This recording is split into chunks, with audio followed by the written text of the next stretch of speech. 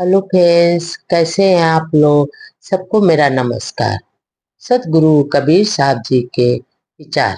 बुढ़िया हंसी, बोली, मैं नित्य ही बार, मुँह से तरुणी कहो कबिन नार। दांत गए मोरे पान खात, केस गए मोरे गंग नहात। नैन गए मोरे कजरा देत, बस गए पर पुरुष लेत। जान पुरसवा मोर आहार, अनजाने का करो सिंगार। कई कबीर बुढ़िया आनंद गाय, पूत भतरिया बैठी खाए। यहाँ पर सतगुरु कबीरदास जी कहते हैं कि ये जो तृष्णा माया रूपी बुढ़िया हंसकर बोल रही है कि मैं तो नित्य युवती रहती हूँ, मेरे समान युवती दूसरी कौन स्त्री होगी। और अगर मेरे टूटे हुए दांत, उजले केस, बैठी आंखें और शिथिल शरीर को देखकर शंका कर रहे हो तो यह तुम्हारी मूर्खता ही तो है। इसका भेद तो मैं बता रही हूँ कि मेरे दांत अधिक पान खाते खाते झड़ गए यानी टूट गए, और अत्यधिक गंगा स्नान करने से करते करते ये मेरे जो केस उजले हो गए। अधिक काजल लगाते लगाते ये जो मेरी आंखें धंस गई हैं, और पर पुरुषों का समागम करते करते रहने से ही मेरा शरीर ये जो शिथिल हो गया। परंतु मैं फिर भी नित्य युवती रहती हूँ। जो मेरे सुख का अनुभव रखते हैं वह उन्हीं का मैं नित्य आहार करती हूँ, और जो मेरे सुख से अनजान रहते हैं उन्हें मैं फंसाने का प्रयत्न श्रृंगार आदि करके द्वारा करती रहती हूँ।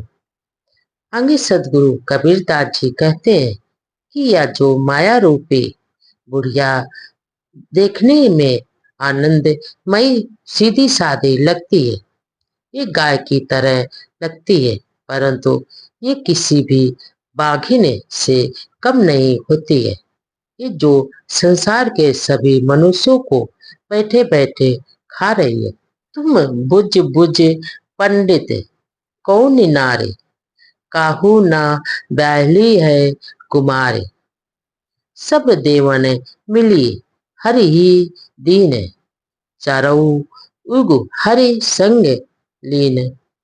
प्रथम पदुमिनी रूप आई है, सापिन जग खेई खेदी खाई। ई बार जोवत उ बर नाई, अति रे तेज प्रिय रैनी ताई। कई कबीर ये जगे पियारे, अपने बालक वही रहल मारे। यहाँ पर सतगुरु कबीरदास जी कहते हैं कि ये जो पंडितों, बताओ तुम कौन सी स्त्री है, तुम्हारी कौन सी स्त्री है जिसे तुम ब्याह कर भी कोई पत्नी नहीं अभी तक बना सके, और आज तक वह तक वो कुमारी ही है। कहा जाता है कि सब देवताओं ने मिलकर लक्ष्मी जी को, श्री विष्णु जी को, भगवान विष्णु को दे दिया, और वे चारों युगों से उन्हें अपने साथ लिए बैठे हैं। उस स्त्री का पहला और उत्तम लक्षण पत्नी है, परंतु कर्म सपनी यानी सापनी की तरह है, क्योंकि ये जो संसार के सभी लोगों को खदेड़ कर खा जाते हैं, और या अपने लक्षणों वाला दूल्हा हमेशा खोजती रहती है, और ना मिलने पर इसको पर वासना के अत्यंत तीव्र वेग को सहन करती रहती है। आगे सदगुरु कबीर दास जी कहते हैं कि यह जगत को प्यारे लगती है, परंतु अपने ही जन्मे हुए बालकों को हमेशा मारती रहती है।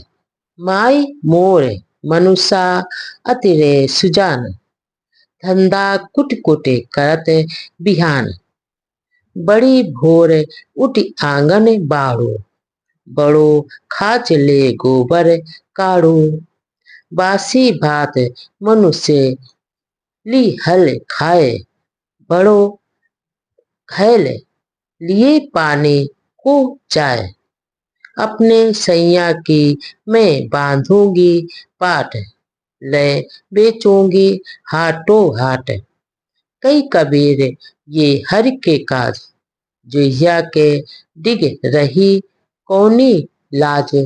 यहाँ पर सतगुरु कबीर दास जी कहते हैं कि आध्यात्मिक तथ्यों को इस प्रकार समझाने का प्रयास करते हैं कि वह एक युवती अपनी माता से कहती है कि अर्थात ये स्वरूप प्रवृत्ति का आत्मशक्ति रूपी माँ से कहती है, हे माता, ये जो मेरा चेतन रूपी पति है बड़ा ही समझदार है और वह बड़ा ही ज्ञानी है और आधी रात से ही धान कूटना शुरू कर देता है और वह कूटते कूटते उसको सवेरा कर हो जाता है।